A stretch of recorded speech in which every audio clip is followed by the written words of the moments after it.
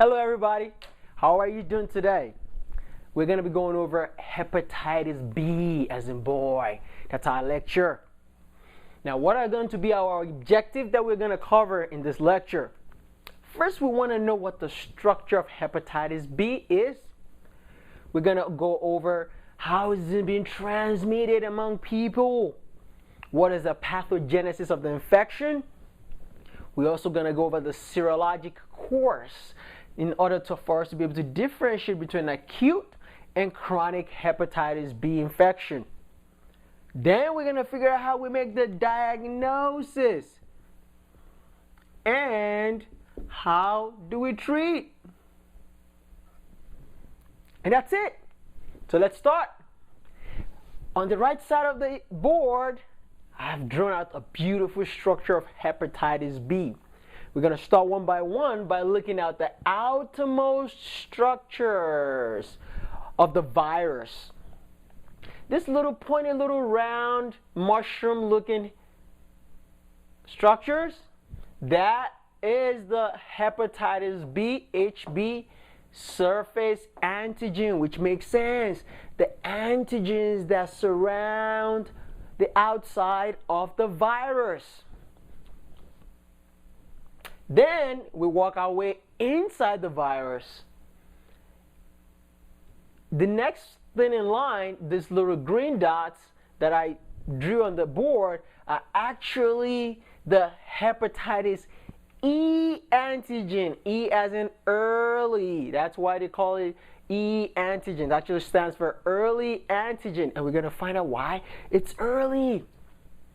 Then we move a little bit inside the virus.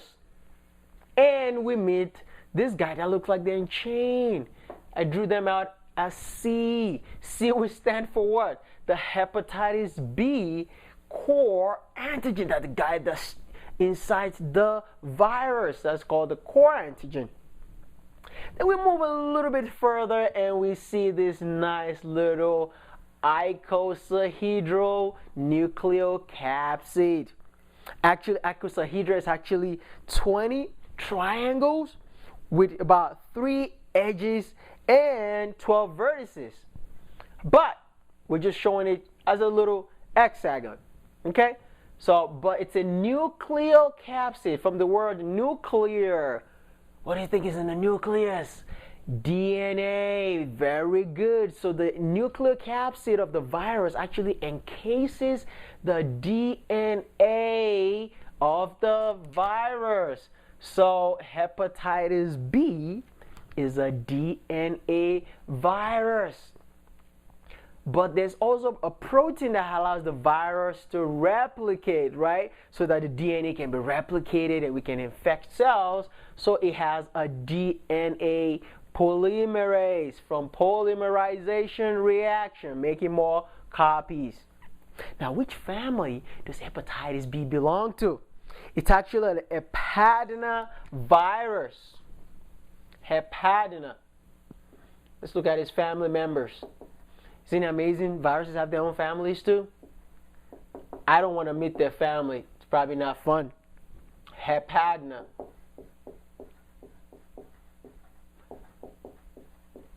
That is the family that hepatitis B belongs to.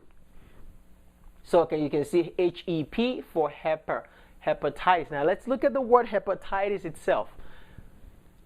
Hepa means what? Hepat from the word hepatocyte. Ah, hepatocytes. So which part of the body do you think hepatitis B loves to attack? You bet you it's the liver. That's where the word came from. Hepatitis. But itis is what? Inflammation. So it's a type B virus that causes inflammation of the liver. Now that we have known what the structure of hepatitis B looks like, I want you to keep an eye on it because this will really explain a lot of things.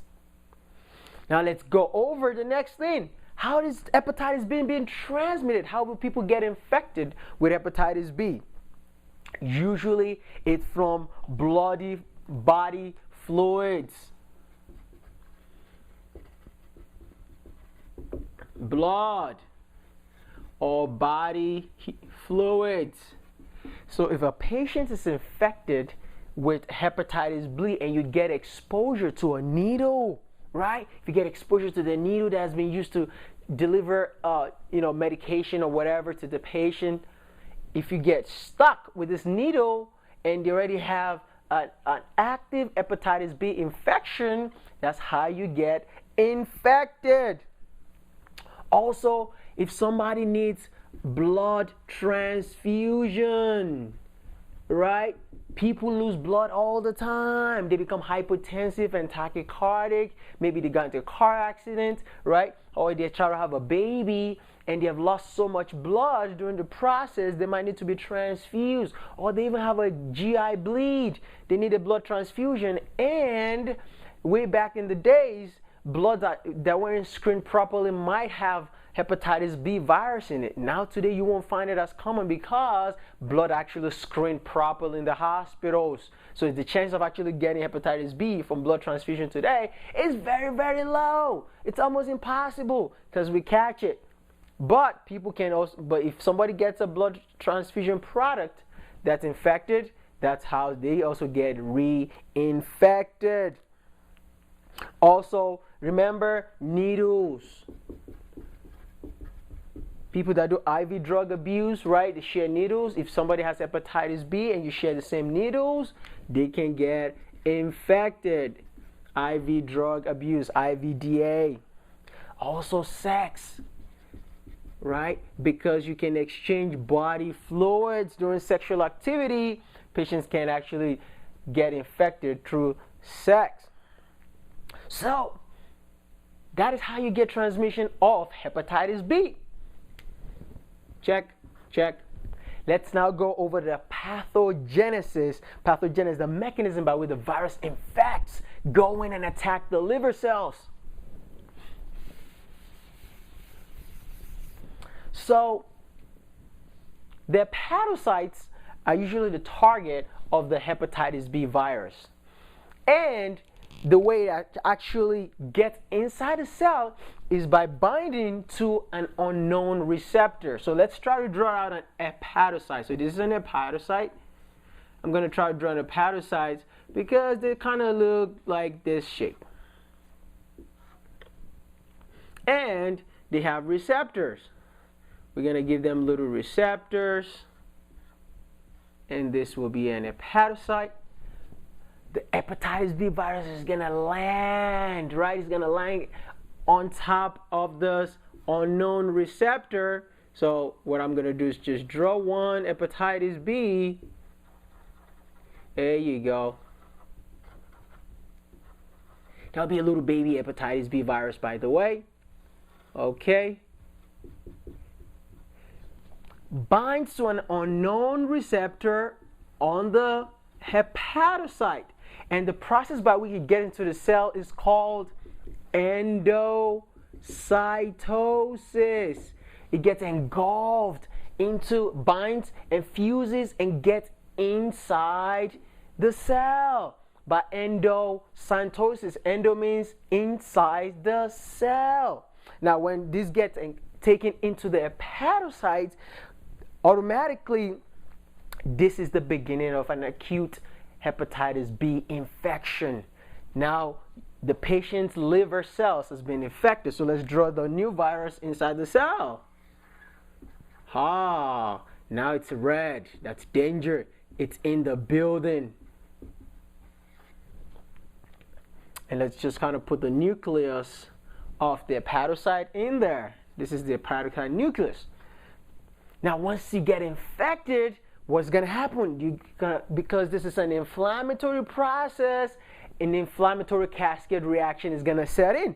And all of a sudden, the body's going to be like, wait a minute, I think we got an intruder. Yes, that is true. We get an alarm. Yeah, somebody broke into the system. It's a virus. Now, the body host response is going to respond to this by releasing virus-specific cytokines. The body responds to these. The body says, no, this is not your apartment. Don't come in here. Virus-specific cytokines. This like little perfumes to tell T lymphocytes to come to the spot. T lymphocytes to be recruited into the liver, where when the T lymphocytes come in, these are actually cytotoxic. Let's look at the word cytotoxic. Cyto means cell. They're actually toxic to the cell itself. So the viruses are running, the T lymphocytes are running to the spot to go find the virus and kill it. It's an assassination mission. Now, in the process of trying to destroy the virus, like they're shooting and they're killing, and the T lymphocytes are trying to destroy the virus, the cells are going to be destroyed. Their hepatocytes are going to be destroyed. And this is going to lead to hepatocellular damage. So they're going to cause hepatocellular damage, right? Because the T cells are trying to what? Kill the virus inside the cells. So as we're trying to clear the virus, the hepatocytes are also getting destroyed. When they get destroyed, that process is is the inflammation that's going on inside the cell. Now, the hepatocytes have enzymes. And clinically, what does this mean? Well, when these hepatocytes get destroyed, they're going to release the enzymes that live within their cells. Let's actually make them blue. The enzymes that live within the cells are going to be released, and when these are released, these are known as ALT and AST. Alanine, amino, transferase, and aspartate amino transferase enzymes. And when these are released, this is what we can measure clinically from the patient's serum, because the hepatocytes have been destroyed and they're released. But the most specific to the liver that's going to be higher is going to be the ALT. ALT is going to be very, very high when you have an acute hepatitis B infection. Now let's talk about how the course of the infection of hepatitis B actually works, now that we know the pathogenesis of the disease. So, when somebody gets infected with hepatitis B, do they know? Actually, 70%, let's talk about the serologic course. 70% of people that get infected with this virus have no idea they have the virus. Let's talk about serology. That's the course of the infection. So when somebody gets an acute infection, actually about 70% are asymptomatic. Asymptomatic, which means they don't even know they got an infection. That's why we call hepatitis B a silent disease. That's why we call it a silent disease. And I will tell you why in a minute. Now, about 20% of patients get infected with hepatitis B can develop severe symptoms. They can develop symptoms. And what kind of symptoms are we talking about? Well, this will be, we call this kind of symptom actually an enteric hepatitis. Icterus from the word yellow, jaundice, hepatitis. And I'm going to talk about that also. But there's another population of people, actually it's 25%, 5% of patients can actually go to become chronic hepatitis B carriers. Now let's talk about what the symptoms are. When I say 70% of patients that get infected might not know that they have the disease, it's because it always presents like a flu-like symptoms. When patients get infected with hepatitis B, it's like a flu. You feel like, I just have a flu. What are the signs and symptoms of flu? Let's start. So let's go down. It feels like a flu-like symptoms. For the people that actually have symptoms, they might have mild symptoms. Out of this, people, flu-like symptoms such as what? Fever, chills, myalgias, right? Joint aches. They also have symptoms such as a little bit of nausea. They might have some headaches, loss of appetite. Headaches, loss of appetite. They might feel a little bit nauseous. For patients that actually develop mild symptoms, it feels like you're just having a flu. So patients don't know they're actually having an hepatitis B viral infection. But these are usually mild flu-like symptoms. However, if we do develop a severe enteric hepatitis, these are the symptoms patients are now going to present with. Well, now, if it's an enteric, from the word jaundice, right? Enteric symptoms, patients are not going to have right upper quadrant pain. Why do they have right upper quadrant pain? Because this is exactly where the liver is, right? The liver is in the right upper quadrant. So patients will have right upper quadrant pain. They will have fever. They'll be jaundiced. They'll have yellow manifestations in their eyes and their skin. Why are they jaundiced? Well, if you're having an infection inside the liver, it's going to affect the biliary tree. It can allow you to spill bilirubin inside the blood, which causes you to develop the jaundice symptoms. We actually make your eyes, if you look right under their eyes, you see it's actually yellow, and sometimes you can look under look their skin. You see it's kind of yellowish. All right. So this is called enteric symptoms. All right. Now, we now need to go over when the patient have an acute versus chronic infection, starting with an infection of hepatitis B. Now, what am I talking about? Most people, when they get the infection of hepatitis B, their body actually clears the virus. The body mounts antibodies against the antigens, and you get rid of the virus and you're fine. But unfortunately, because 5% of people can progress to chronic hepatitis B, that is why this is a serious disease. All right? So now, we now need to draw out a graphical representation of the serologic course of an acute hepatitis B infection.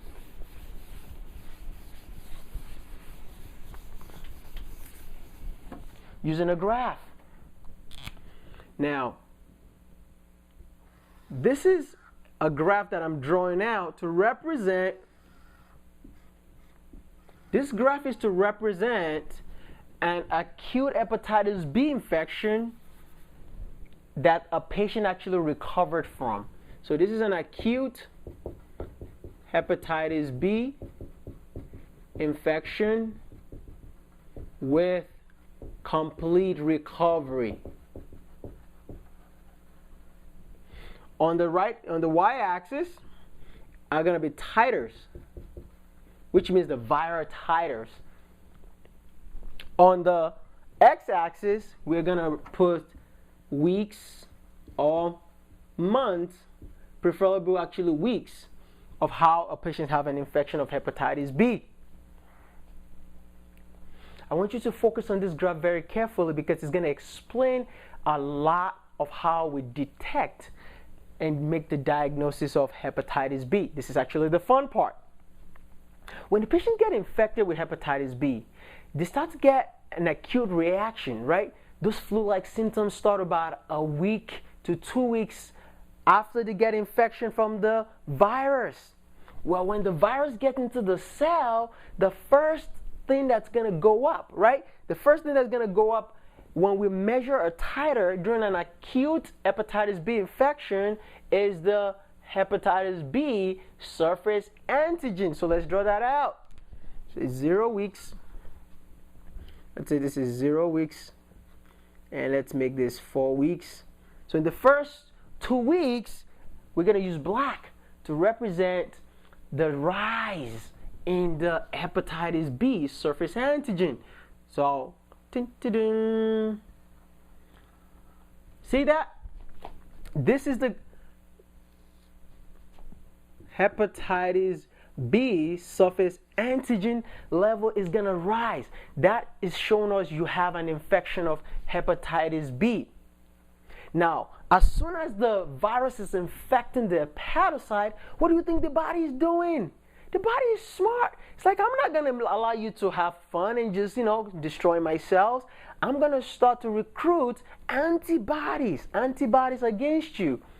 So what kind of antibodies are we going to first make? We're going to start making IgM antibodies right away. We're not going to mess around, just right in there. So I'm going to make that a little dash. See how the IgM is rising? But this IgM is actually being made not against the hepatitis B surface antigen. No. We're going to start from the inside out. We're going to start attacking the core antigens. So since it's red, you know what? Let's make that red so we can track the core antigens. Actually, that makes more sense here. Let's use red. We're going to start attacking the core by making antibodies against the core. So thus, immediately, IgM anti-hepatitis B core antigen antibody. That's the first antibody we're going to make right here against the core. Are you following? Good. But because we are making antibodies, we try to get rid of the virus. All of a sudden, the virus is going to peak. The surface antigen is going to peak and start to drop. It's dropping because the body's trying to mount an immune response to it and try to kill the virus as fast as we can. So during that process, as long as we try to kill most of the viruses and we're making antibodies, the IgM will drop also. Now, I have to warn you that as the viral level, the surface antigen of hepatitis B is start to rise, this is the exact time, right? This is the time where you're having symptoms of hepatitis. What are the symptoms? It feels like you're having a flu. You're having fever, myalgias, headaches, nauseous, loss of appetite, you're vomiting, right? You don't feel right. Yeah, this is around the time because the surface antigen is rising inside the bloodstream. If I catch you at that time and draw out your blood, I'll find out your hepatitis B surface antigen is going to be very, very high. But wait a minute. What about the E antigen? Why do we call it early? It's early for a reason, because during an early stage of the infection, we can also detect this inside the bloodstream. So it's also important to note that we can draw a little graph here and say the hepatitis B E antigen is going to be present during the acute phase of the reaction. So acute phase. So let's make this an acute phase of the infection. So what do we find? We find an hepatitis B surface antigen and hepatitis B early antigen. Now, what does early antigen actually represent? It actually signifies the presence of an acute infection and the patient is highly infected.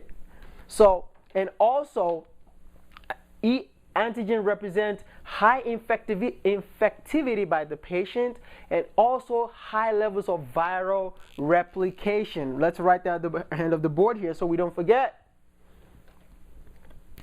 So E, hepatitis B early antigen, equals high rate of viral replication plus high infectivity.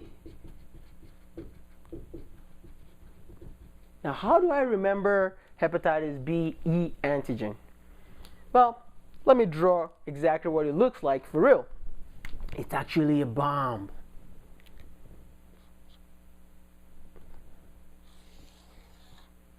This is the E antigen. See that? That is a bomb.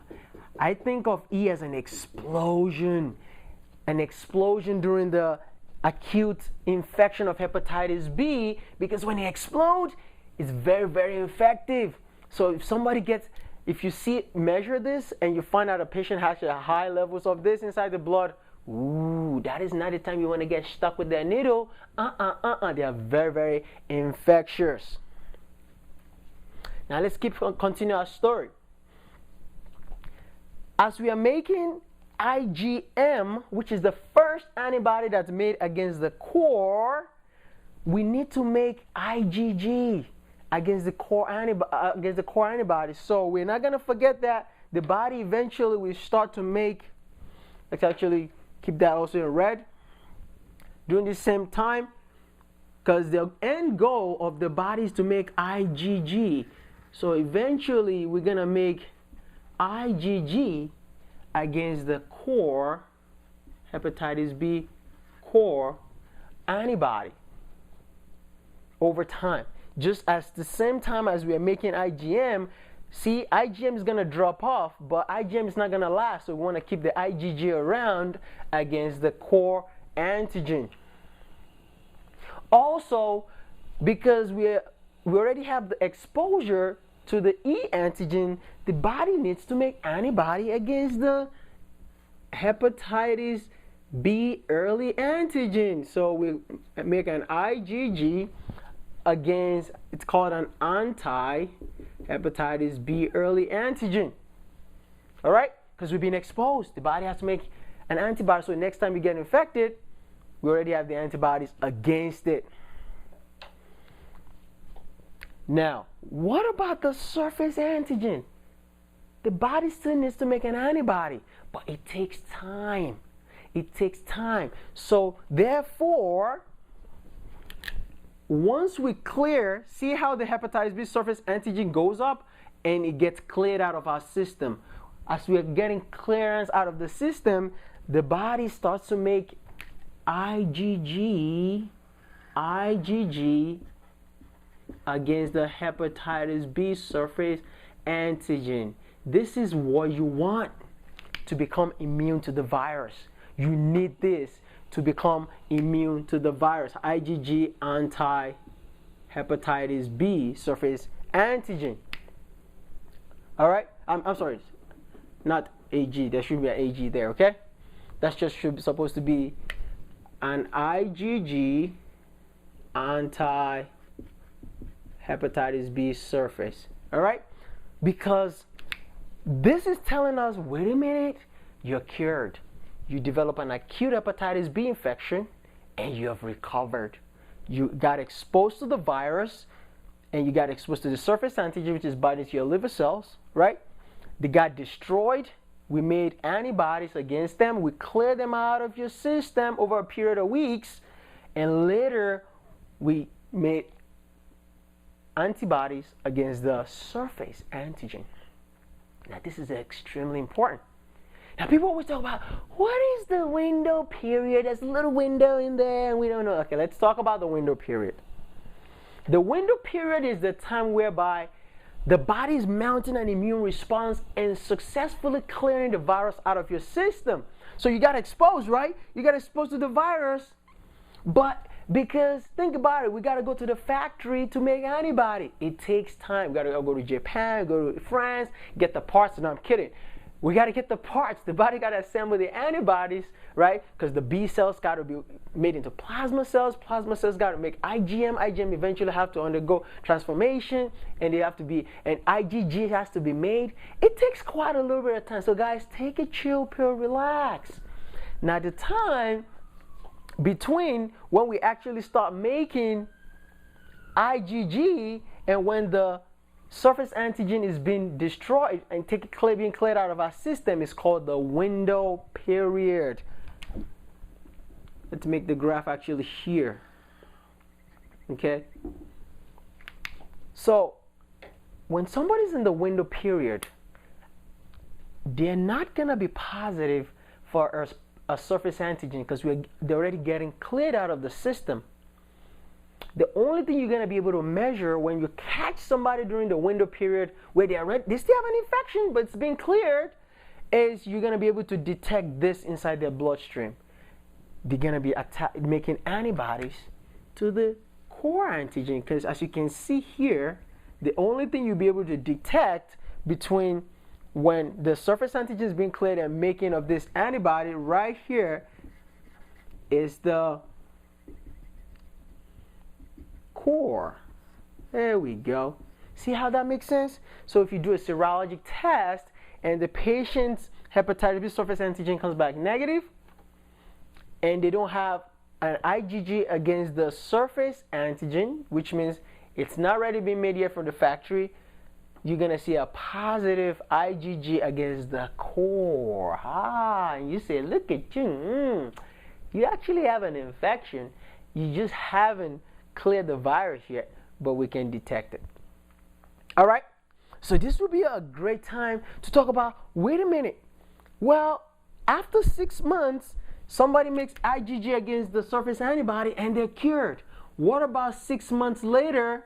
Let's kind of cut the graph and say 6 months later, they're still positive for the hepatitis B surface antigen. What? What are you saying? You're trying to say that? No, yeah, they're still positive.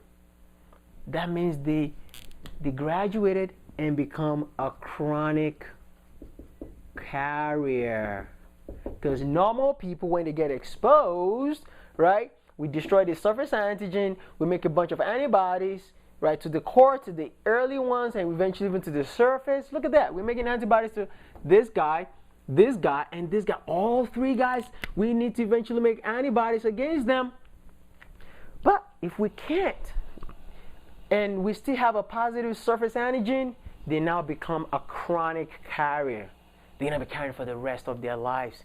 And those are the 5% I am very, very concerned about. Okay.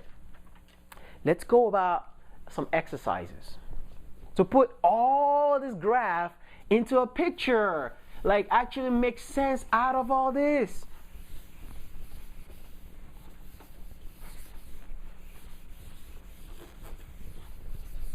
So the first exercise we're going to go over is when we'll order labs. Actually, let's order labs and see if we can answer the following questions.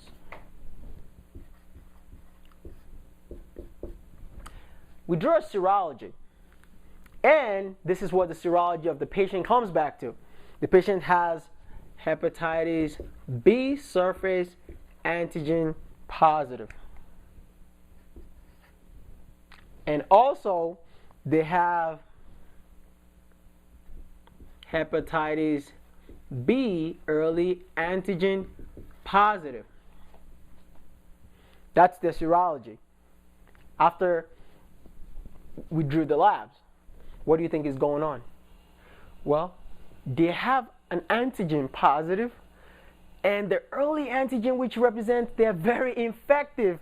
This is an acute, it's not cute, it's actually an acute hepatitis B infection. Okay? And also they have negative IgG let's erase this so we get some space. We did serologic course. Now we are doing diagnosis, right? Anti-hepatitis B surface. See, they don't have any antibodies, but they only have antigens. This is what we found in their bloodstream. We found this guy, and we found this guy. That means they're highly infective, and they have an acute hepatitis B infection. Good? Got it? Excellent. Let's go over the second one. We order another lab, and this is what it comes back to. The patient has an hepatitis B surface antigen, comes back negative. Yeah, exactly. However, they have an IgG anti-hepatitis B surface antibody. How can you make an antibody against an antigen and you have a negative surface antigen? How can you do that? Well, the patient's is not infected. No, no, no, no, no, no.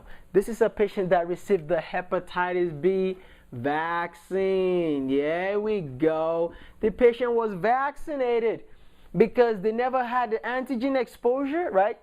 But now they also have the antibody, because that's what you get. Once you get the vaccines allow you to develop antibodies against the surface antigen without being infected. So this patient's got their vaccine, and that's why their lab comes back this way.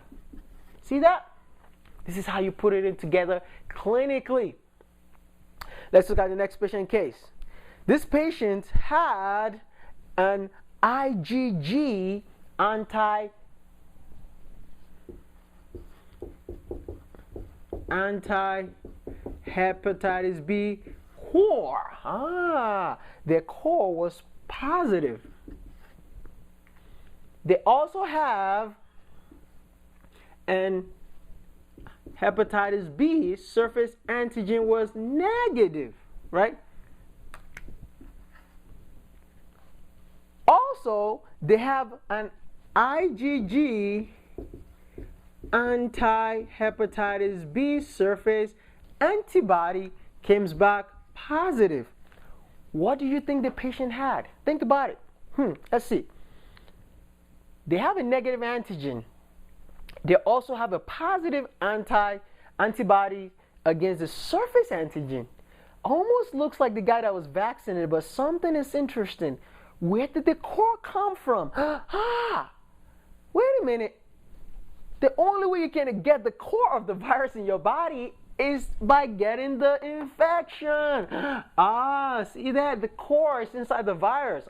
So you can only make an antibody against the core if you got infected. This was a patient that had a past infection of hepatitis B, and they recovered. They got cured. Their body got infected. They cleared the surface antigen. Remember how the graph goes up and down?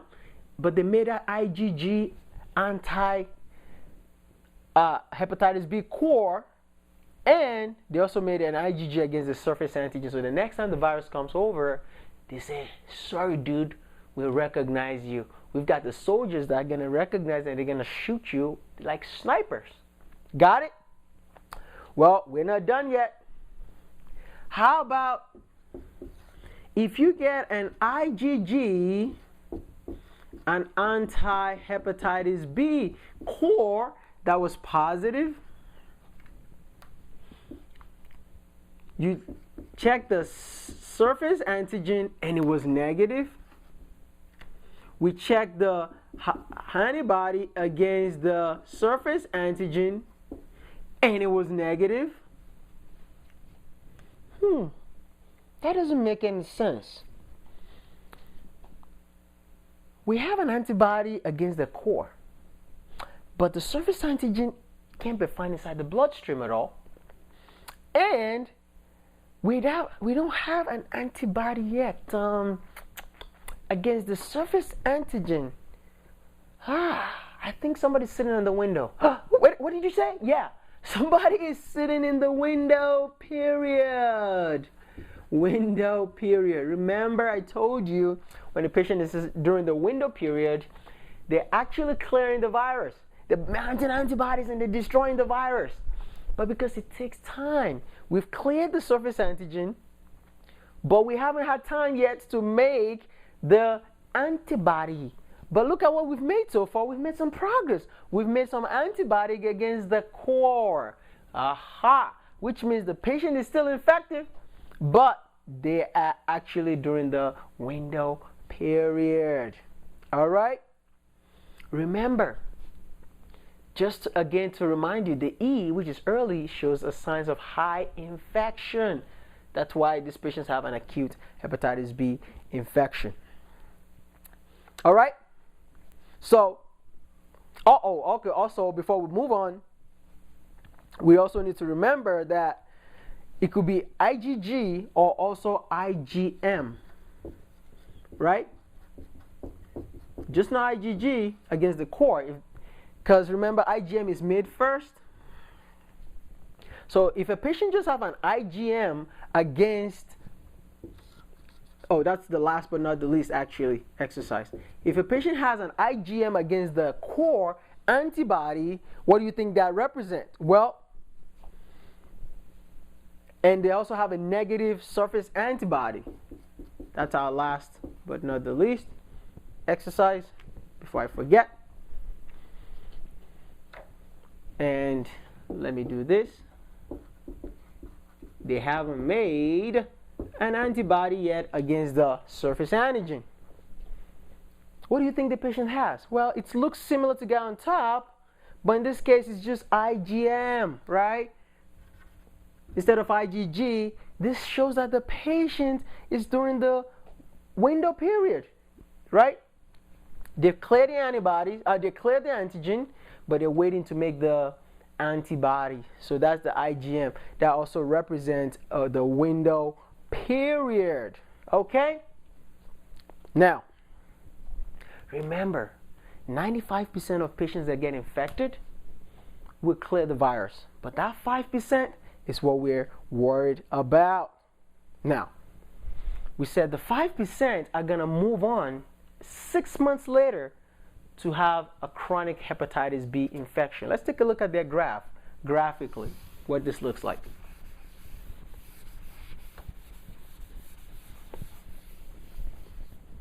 So in a chronic hepatitis B carrier,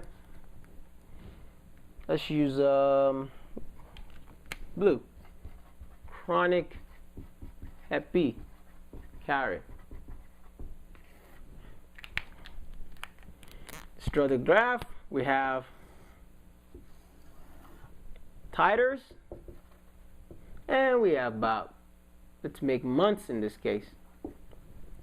So normally, this is what will happen in a chronic hepatitis B carrier, right? They'll get an infection.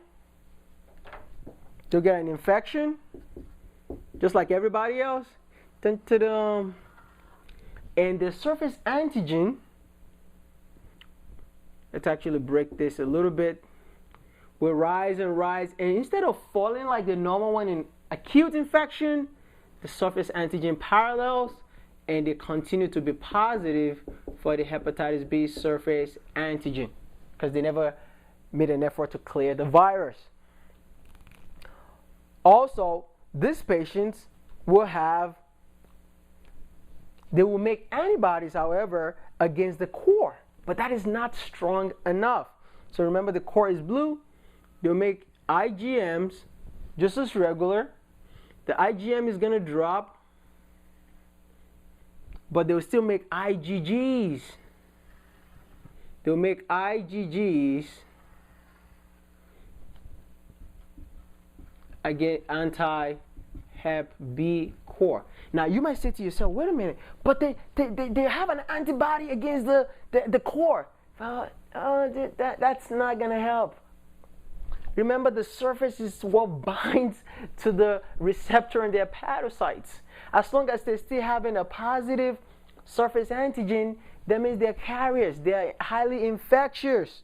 So they'll make IgMs, anti-hepatitis B core. They even make IgG, but they're still gonna be chronic carriers after 6 months. 6 months. 6 months. That's what you want to remember. 6 months later, they do not convert. Now, what about the early antigen? Well, for early antigen, usually these patients, it could be variable. It could be high or it could be low. So let's just put it at the top of the graph so we don't forget. Let's find a nice early antigen is in green. So when they get the course of the infection, they develop hepatitis B surface antigen. They might make even antibodies against the early antigen. But remember, this is not enough to cover you to become immune to the virus. The problem is they have the surface antigen is still positive, and they're gonna be chronic carriers of hepatitis B virus. Now, let's go over how we actually treat this disease. Treatment.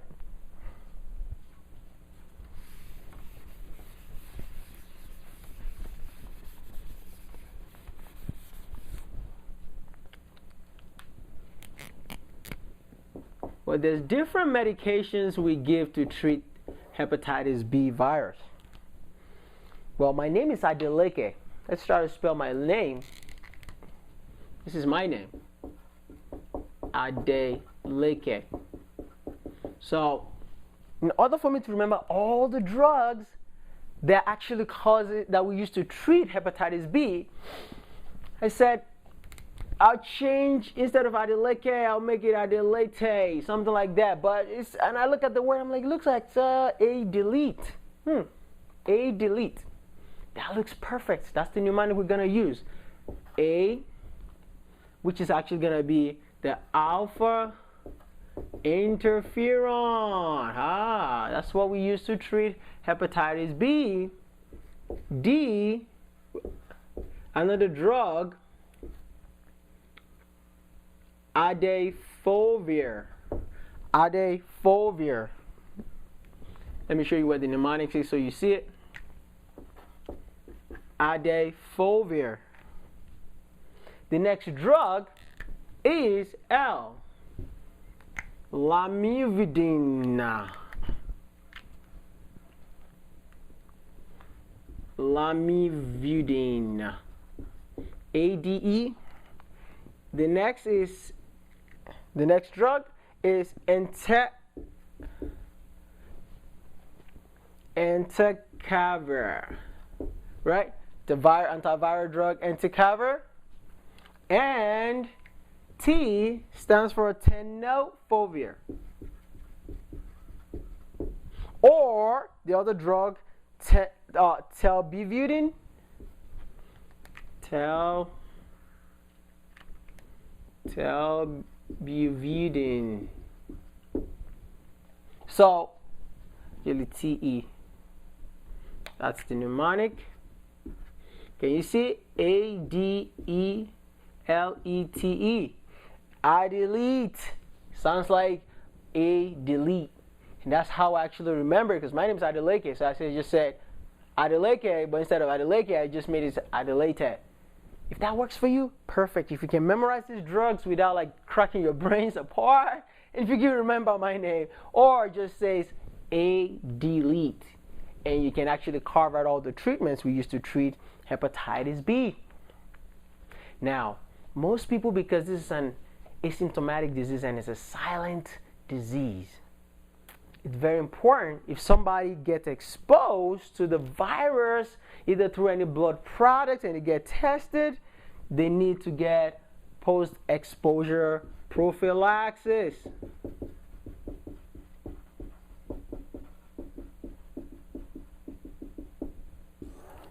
And what do you give? If somebody gets exposed, they get a needle, they get the hepatitis B vaccine, so they can make antibodies against the virus, and they need to get the hepatitis B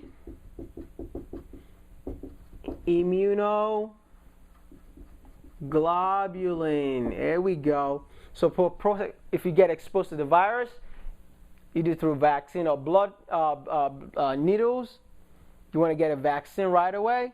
And also you want to get the hepatitis B immunoglobulin, also known as HBIG. It's actually the antibodies, the IgG antibody against the surface antigen. Now, why do I care about the 5% again that develop that chronic infection? Because chronic hepatitis B will cause you to have damage, hepatocellular damage to the liver.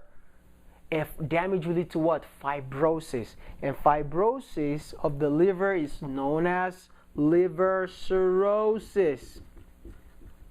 The problem with patients that develop liver cirrhosis have an increased risk of developing hepatocellular carcinoma. That is why we care about the 5% that develop chronic hepatitis B. That is the end result. Okay? Cancer of the liver. That's what the virus can cause. Although most people are fine, they get an infection, they clear it. This is what we always worry about in the patients that develop chronic long-term for the rest of their life. They're carrying the virus. They develop liver cirrhosis, which has a lot of complications and so part of hypertension, right? And then they can also develop liver cancer. So this basically brings us to the end of hepatitis B. Remember, this virus is very, very silent disease.